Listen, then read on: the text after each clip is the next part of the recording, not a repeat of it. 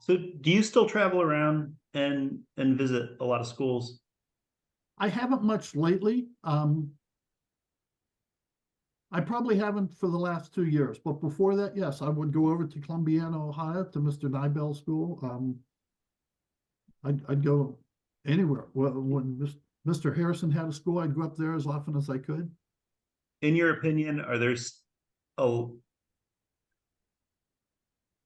are there still a lot of schools that are really teaching Durant or Capella's like real Goshin Jutsu? In my opinion, Yeah. no, Okay. they're too old. We're too old. Mr. Bohack is getting older. He has some students, but you can see, and I don't mean to be critical, you can see the watered down effect happening as it gets farther and farther away. And that's where it takes self-preservation. You have to force yourself to do it the way it was taught to you. It doesn't mean you can't make things better. It doesn't mean you can't do it the Zelensky way. It just keep the basics where the basics are. That's why they were there in the first place. I think Joe and I have been talking quite a bit lately about like Joe starting a school, me wanting to start something down here in Savannah, and Give me the address, I'll be down. as soon as I start it, I'll send it to you. And part of that has been in the discussion of like, we don't know of many schools that are really teaching unadulterated Goshin Jitsu. And as far as we know, what we are practicing is as much in line with Master Capella's lineage and what he has taught. And we don't want it to be a dying art. We want it to continue. We want to spread it as much as we can. Then the emphasis is on you younger guys to keep it a clean Goshin Jutsu art. Just what you were taught. I've had students come to me, Hajimete, the very first kata, and we step forward, turn, block, double punch. They've already told me the guy's not attacking from there. He's attacking from straight ahead. I'm like, what are you talking about? Yeah, we would never step and turn like that if the guy's coming from our left. We would step like that if the guy was coming from the front and turn and punch. And maybe they're right, but I said, I don't care. That's the way Durant taught Capella, taught me. So as far as I'm concerned, the guy's coming from the left. It might work if the guy's coming from straight ahead. In fact, I could see it working from the guy coming straight ahead. I'd have to turn him and bring him over pretty far to turn and punch, but I don't want to change things so much after a while. I don't know what I'm watching. I went to one of Mr. Caligiuri's tournaments. This was a number of years ago. I don't know if you know of Frank Caligiuri. We actually were in community college together. But I went to one of his tournaments years ago, and I just paid to be a spectator. I just wanted to sit in the bleachers. I can learn by watching. Not near as well as Durant, but I can learn by watching and seeing things. And I'm sitting up in the stands, and they're about to have black belt kata. And they had a couple different arenas going on once. And Mr. Barton is the head judge for the whole thing. And he's talking to some people, and I didn't know at the time, they didn't have enough senior black belts to judge black belt kata. Or he wasn't impressed with the ones he had. Let's put it that way. I'm not sure. Anyways, while he's talking to a guy, he looks up in the stands. I didn't wave or anything. I'm just sitting there with a coat on, and he sees me, and he comes running up. I'm halfway up the bleachers, you know, the gymnasium. Now, he comes up and he goes, "You're one of Capella's boys. I recognize you." He goes, "I need the judge. I need a judge down here." And I said, I didn't bring you gear or do anything. He goes, "I don't care. You know what it's supposed to look like." He goes, "I need you down here. I want you to be a judge for the black belt kata." Okay. So I get up and I come down and I introduce myself to the other judges and I sit down. And I watched a person do a Goshin kata And I recognized maybe a third of it. I didn't recognize any of the rest. I don't know what they were doing. Nothing. So I didn't give a real high score. In fact, I was the lowest one of all five. and I guess it went okay, but I could tell a few people were like, who's this guy out of the stands and what's he doing rating this so low and what the hell's going on here? So after it was all over and everything, a couple of weeks later, I see Mr. Capella up at his school, or we might even been that fight clinic he had for a couple of weeks in a row. And I said to him, I told him what happened. And I told him who the person was that was doing the kata. And I told him the name of the kata. And I said, I only recognized about a third of it. So I said, I didn't give him a real high score. And he goes, not everybody's going to do katas the way we do katas. And not everybody is going to do the same katas. When you judge different people get out there, I saw one guy do a kata called invisibility, but I could see him the whole time. I could, but the name of the kata was invisibility. Anyway, Capella said, you know what center looks like. You know what balance looks like. You know what power looks like. You know when key should be given. You know, the guy doesn't throw the punch and then scream. You know what all those aspects of a good stance, a good balance, a good punch, everything should be. Judge it on that. Don't judge it on, they added 12 different things to the kata. Mr. Fife came out with a kata called the Golden Dragon.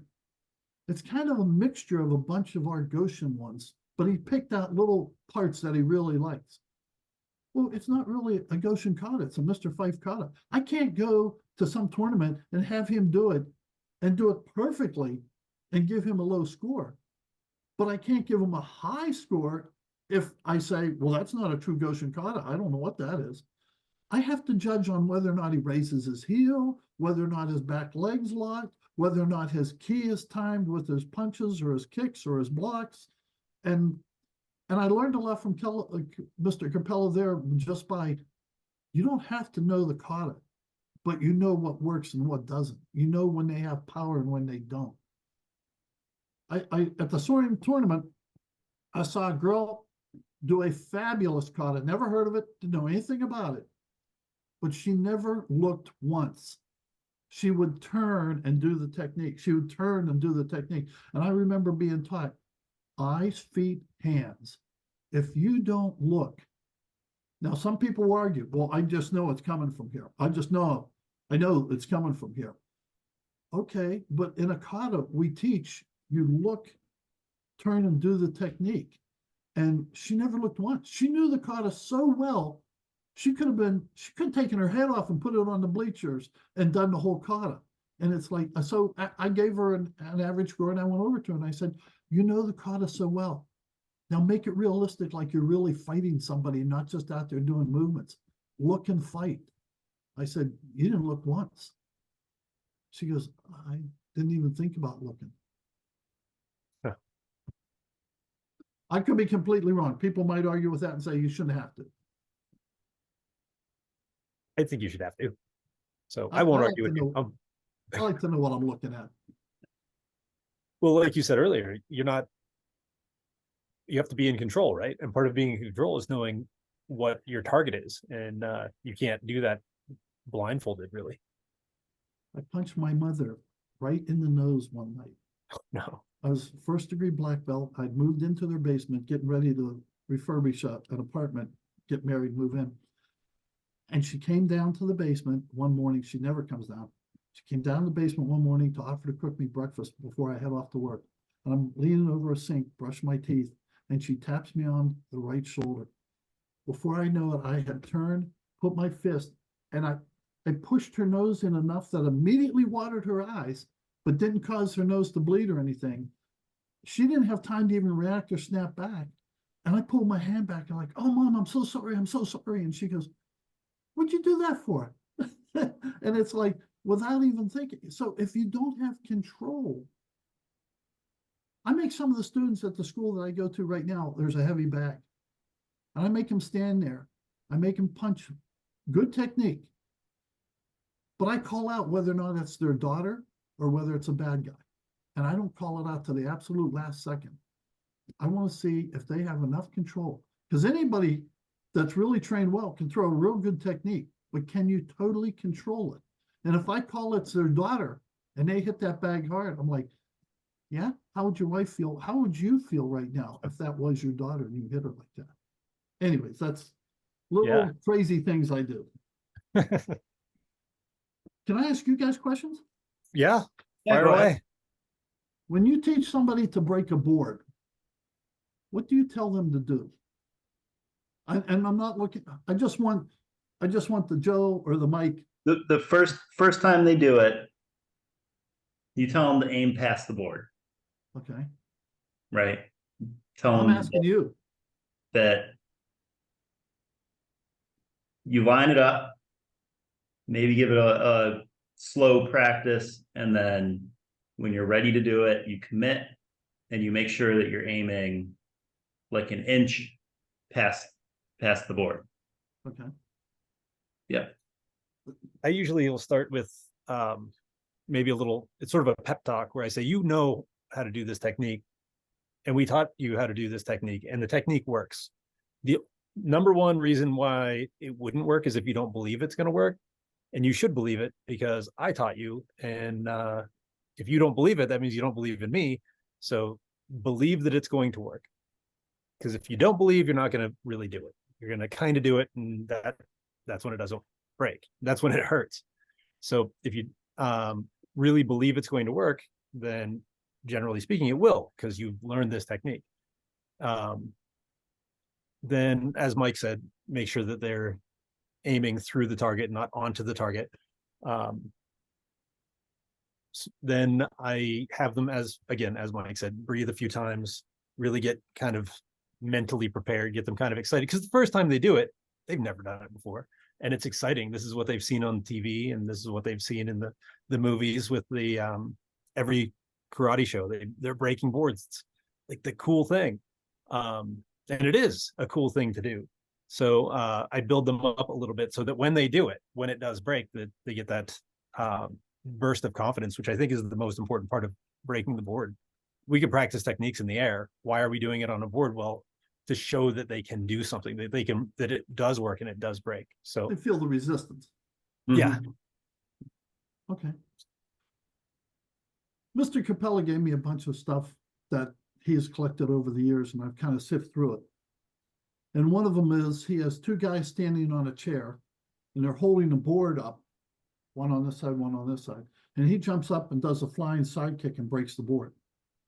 And I had held the board for him years back. I saw him do a side kick, and I saw him do a front kick. So my goal was someday I'm going to be able to do that. So it's the only time, and Mr. Zelensky, I like what you said. I used to teach, if this is the board and I'm hitting this side, think about coming through and hitting the other side. Mm-hmm. And I think that's good for beginners, so that they don't try and stop, or just, I've seen people touch and they're coming real fast and hard and they just barely touch it. You have to go through it. You have to put energy into that board. So when I did my kick, and I believe it was Mr. Mullins and Mr. Haberman and Mr. Gardner. I can't remember who the other one was, because you get the two guys up on a chair and then two guys behind them so they don't flinch. And I usually tell them close their eyes, because if they see you coming, whether it's a punch or whether it's a kick, they kind of flinch and come back. And I broke the board. And I told him I was a little disappointed. I couldn't land on my feet. I had to land on my side, that rocker way of landing. He goes, I never landed on my side or on my feet. I said, I thought you did. He goes, no. I said, I was there. He goes, you weren't paying attention. I never land on my feet. So I asked him, I said, when you teach people to break a board or even put a candle on, what do you tell them? Do you tell them to punch through it? Do you tell them to hit it as hard as they can? I said, when you broke those blocks of ice at Mr. Johnson, what were you thinking? That ice was like 2 feet thick. Were you thinking of going all the way to touch the other side? He goes, no, I don't think that way at all. He goes, I just think about doing a good technique. Whatever happens, happens. He goes, I don't think about hitting the board. I don't think about the middle of the board. I don't think about going through the board. I just line up and think about this is going to be a good technique. He goes, it always seems to work. So when I was, oh, I'm sorry. no, so next time you go to break a board, just for fun, and you don't need to do this, you don't have to do this in front of anybody. Heck, get your wife to have her close the eyes. And hold. My wife, she won't. She's too afraid. Just think about, just get lined up, know your distance, everything, and then just pretend she's not there, pretend the board's not there, and just do a good technique. One, I bet you don't even feel it. And two, it breaks so easy, you wonder how it happens. When I was training sword in Korea, one of the tests we had to do was put a candle out with the boken. You can't touch the candle. You stop just short of it. And then you have to do it blindfolded. So you have to do the technique. And I put it out when I could see it first try. It wasn't that hard. The second try with the blindfold, I couldn't get it. My instructor said, take the blindfold off. And he says, why are you doing anything different? You just did it. Why did you change anything? Just do it. Do the same exact thing. The blindfold changes nothing. So I put the blindfold on first try out. And it was like you said, like I didn't feel any different, but it was a different intent, a different focus. Yeah, mentally I was just doing the technique. It wasn't what's the movie? The Last Samurai. He says, too many minds, mind of sword, mind of enemy, no mind, Mushin, no mind. So I kind of forgot about that.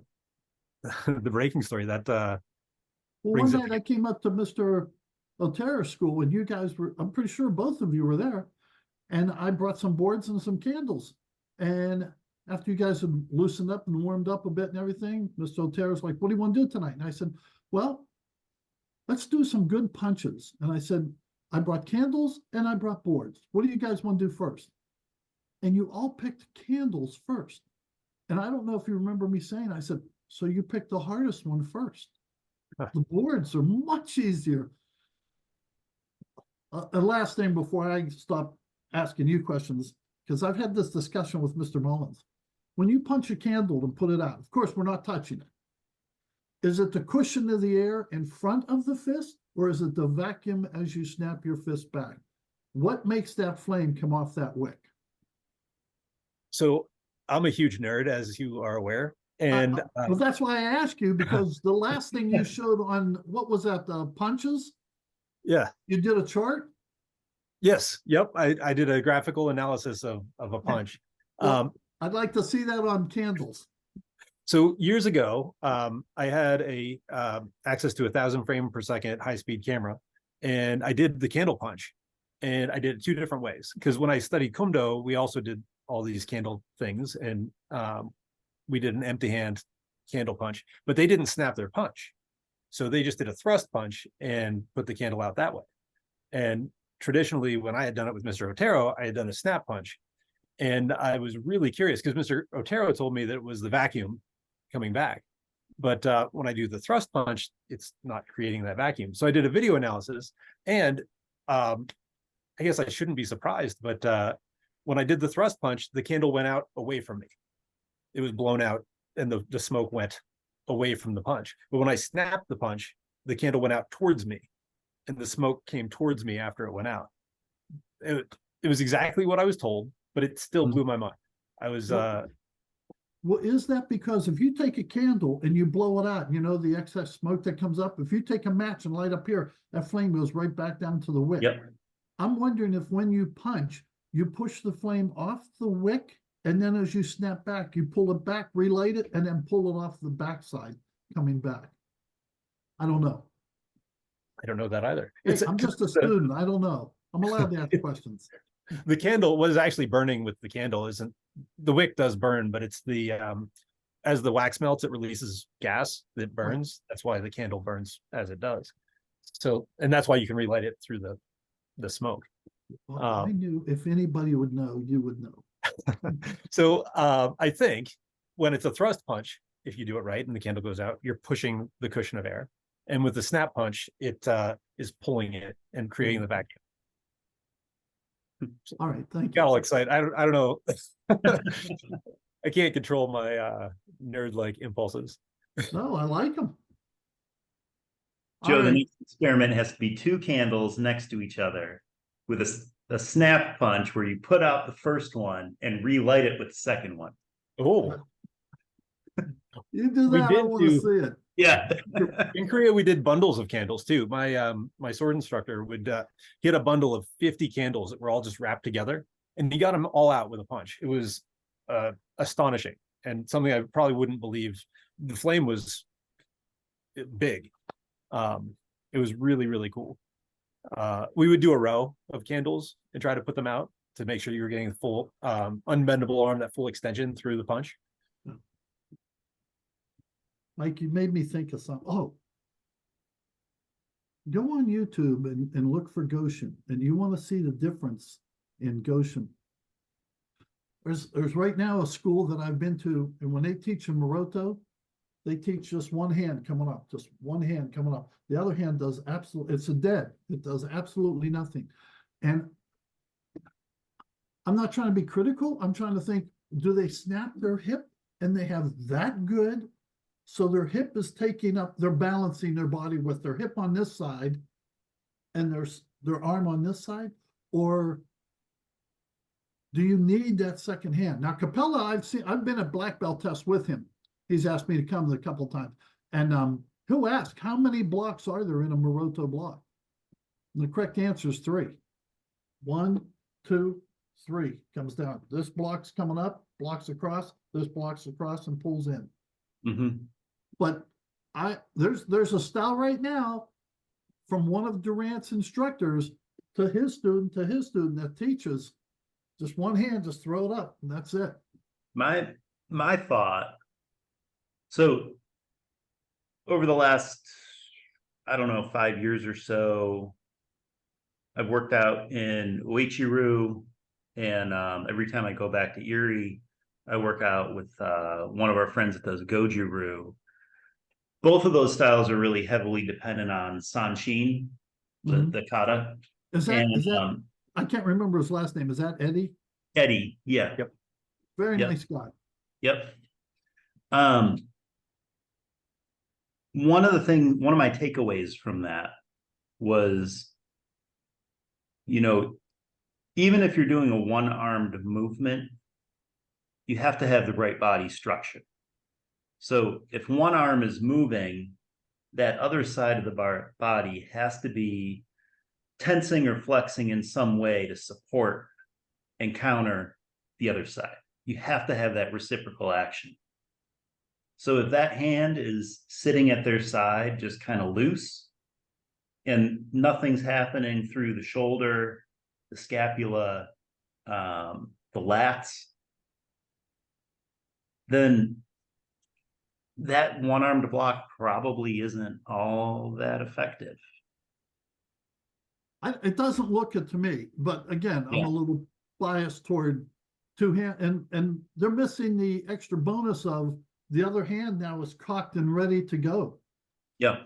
Right. If I'll pull this hand down here, it's cocked and ready to go. Where if I just go one hand, this hand's not really in the game yet. It's not doing anything. But we do have in one kata, we have Kishu Totsugeki.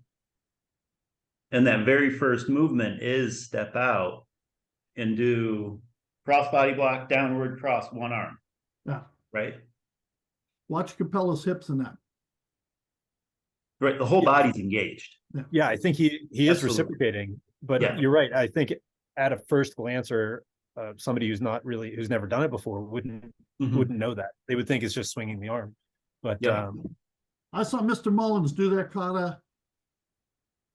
I forget which tournament where it was, and Mr. Fife took him aside afterwards and said, the kata, you do it very well, but that particular move, I want to see that hip snap, snap, snap, because if that hip isn't moving, this is just all arm movement. There's nothing in. Nothing to it. Yeah. Thinking about, you guys got me on this mindset, but thinking about the science behind the reciprocal action beyond, anatomically, like Mike said, the muscles, it's natural for us to engage both sides of the body together. It's just a human, that's how we're built. We're built to work in Bilaterally. both sides, bilaterally. That's the word I was trying to come up with.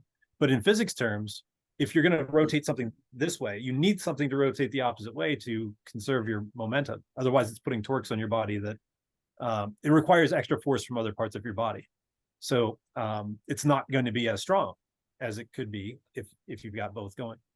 When a soccer player kicks, if they're going to kick hard, their top half moves one way while their bottom half moves the other for the same kind of reason, so that we conserve that angular momentum.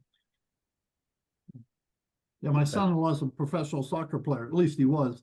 And the upper half spins one way and his foot and the ball goes the other way. Does very well. Always look for the snap and the twist. That's what Grandmaster Durant used to tell me.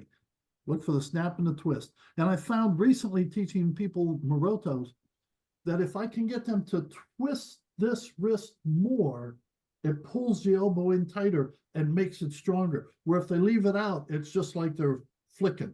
But if they can twist and get it in more. So I stress that twist at the top up there. Yeah, because there are moves where we want a whipping motion, or we're not force on force, but the Morotoke that we do is not that. It's different. It is strong in force on force. Right. So if you're doing it the other way, it won't fill its role. It won't do its job. Well, and if you twist, instead of throwing that arm and then using muscle to pull it back, you twist, it pulls the elbow in and helps stop right there. And you don't need to block anything out here. In fact, I've seen some very good Goshin guys.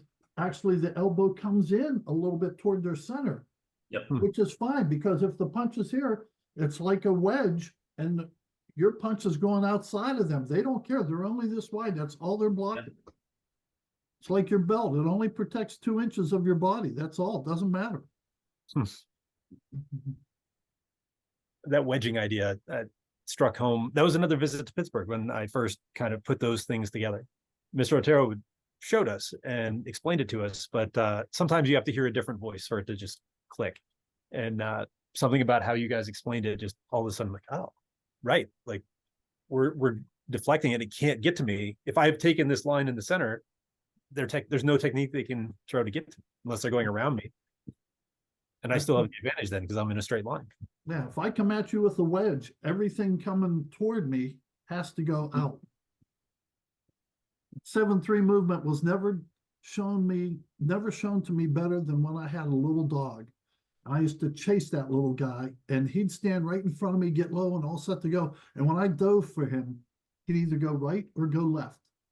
And every time. And it's like, even when I knew that was his technique, it was a 50-50 chance, but he'd go so fast. The moment I started committing, he'd go so fast, I could never grab him.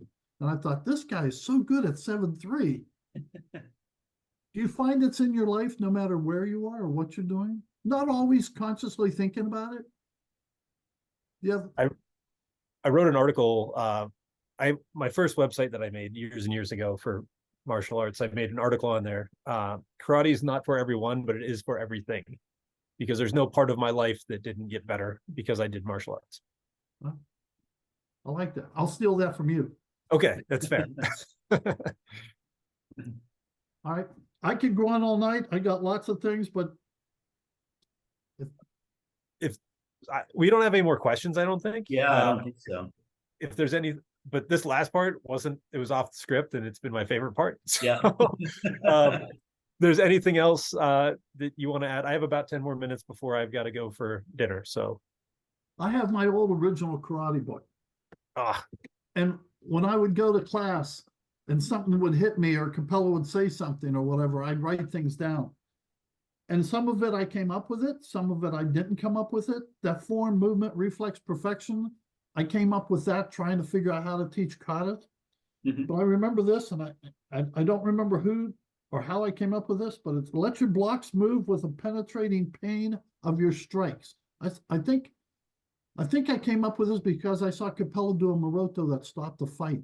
The guy threw a punch and he just did a block and he did it so hard and everything, the guy was done. His arm was in such pain. So let your blocks move with the penetrating pain of your strikes. Let your feet move with the sureness of your hands. We used to sit on the floor and put our hands, if your feet were this wide, we put our hands about 2 inches wider on each side than your foot. And you had to come up and do a side kick to my nose. And you had to get close enough I could feel the air hit my nose. And you weren't allowed to touch my hands. You weren't allowed to touch my nose. And then I'd get up and go to the back of the line. And there might be 8 or 9 of us. You'd take turns sitting there and get up and come through. And that's when I thought, man, you better make sure your feet are as good as control as your hands. Yeah. Let your body move with the speed of your mind. If you're not moving as fast as you can think, or even faster, you're too slow. The guy you're fighting isn't thinking, he's all over you. And then you'll become one with the flow of karate. When you can make your blocks like as painful as your strikes, and your feet and your hands be as accurate as they can be, and your speed, it just, you're not trying to be fast, it just flows out of you, then you'll get karate pretty good. You'll be there the way you should be. I don't know, little things. The only thing in life, I remember writing this one night coming home from the school.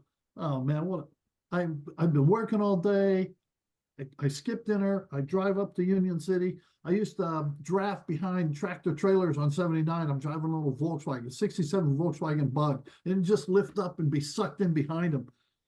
And the only things in life that are a hassle are the things you really don't want to do. And here I'm sitting late at night in this car, coming home, got to be up tomorrow morning to get to work, just finished fighting, I'm beat up, I'm exhausted. I guess this isn't a hassle because this I really want to do. All right. I don't know what else you want. This has been outstanding. Perfect. Yeah. Oh, one last thing. I just saw Mr. Fife's name when we were talking about punching a board and thinking through to the other side now. I asked Mr. Fife what he does when he punches. And he says he draws an axis down the center and down here, and he tries to have his power stop in the center of your body. He does not want his power to go through. Of course, he doesn't want you to roll back because some of the energy's gone out. And he doesn't want to hit the front. He wants to go to the center of your body so it explodes out of you. Mm. And I saw him demonstrate this. He took a red Macintosh apple one time at a tournament, and it was hard. You can feel it. It was a regular apple. And he took it and he punched it. Didn't break the skin. Nothing happened. Everything looked the same. He pulled out a knife and cut it open, and it was mush inside. He had put all the energy into the center of that apple and just blew out that apple, but not enough to break the skin. Just everything stayed right in that apple. And I said, so when you punch me, you're thinking of exploding my internal organs. He goes, every time. So it's what damage and what you want to do. But I think with beginners, you have to tell them to think through, else they're going to, the last second, they're going to pull up, and that's when it hurts. That's when they get hurt. That's when they get scared. You got to go for it. Yep. Capella used to tell us, punch like there's something gooey on your hand, and you want to flick it off. You just want to get it off. I used to take my belt off, tie a knot in the end. I'd take my whole belt, and I'd throw it at a student. Well, of course, they're like, ah. Then I'd take that belt and I'd tie a little knot in the end, and I'd take that belt and I'd snap it. They'd rather get hit with the belt than the snap. I said, why? It's the same thing. In fact, you're getting hit with less. You're getting hit with just the end of it right here. That's what we do with a fist. We just take the whole thing and just snap it right at them. You can try that next time if you have a student acting up. Let me show you how I want this punch to look. All right. I'm sorry I've taken so much of your time. No, this has been our pleasure. Yeah, I'm extremely grateful for you giving us your time, generous, taking this time with us. Every time we interact, I learn something, and I love working out with you, talking to you. So forever grateful for the martial arts you have given me. So if you're not having fun, get out. You're dangerous.